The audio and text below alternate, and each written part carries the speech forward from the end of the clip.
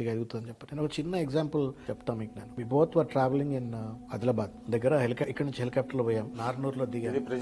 ప్రజారాజ్యంలో campaign లో పల్లెలంతా తిరుగుతా ఉన్నాం మేము. We are going round different villages. ఒక దగ్గరికి వెళ్ళాము, నార్నూరు అనే గ్రామంలో వెళ్ళాము. బోర్ ఉంది, కొట్టే బోరు. 1 కిలోమీటర్ దూరం బిందెలు ఉన్నాయండి. వాళ్ళు కొట్టుకోవాలా, బిందెలు నీళ్ళు తీసుకుని వెళ్ళిపోవాలా. అక్కడ ఒక వృద్ధురాలు పాపం బ్లైండ్ పుట్టుగుడ్డు గిన్నె పట్టుకొని వచ్చి కూర్చుంది. అక్కడ ఏడుస్తూ ఉంది. దాన్ని నెట్టేస్తూ ఉన్నారు. ఆ ముసలాం ఆవిడ నెట్టేస్తూ ఉన్నారు. ఎవరు రాణిస్తున్నారు గొడవ.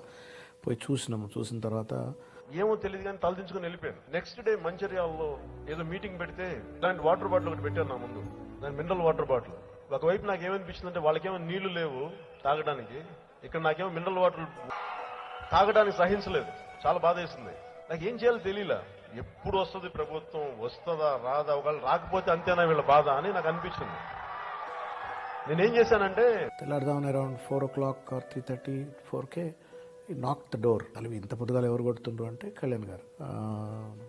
శ్రవణ్ మంచినీళ్ళు తాగబుద్ది కావట్లేదు నాకు, ఈ మినరల్ వాటర్ మనమేమో ఇన్ని రూపాయలు పెట్టి మినరల్ వాటర్ తాగుతాం, పాపం వాళ్ళేమో బోర్ నీళ్ళు కూడా తాగడానికి ఇబ్బంది పడుతున్నారు.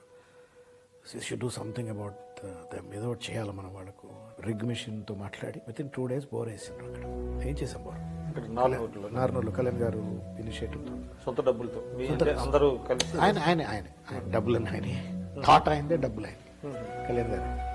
అయితే గమ్మత్ ఏందనంటే కొన్ని 100 బోర్లు వేసిండ్రట అక్కడ, సక్సెస్ కాలేదు. కానీ ఆయన పేరు మీద మరి అది ఏమైందో, ఆయన పెట్టిన బోర్ మాత్రం సక్సెస్ అయిందో, నీళ్ళు పడ్డాయి.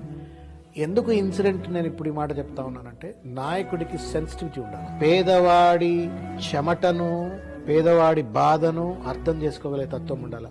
బట్ ఐ థింక్ కళ్యాణ్ గారికి ఉన్నది. We are talking about whether is a good leader or not. Is certainly a good leader.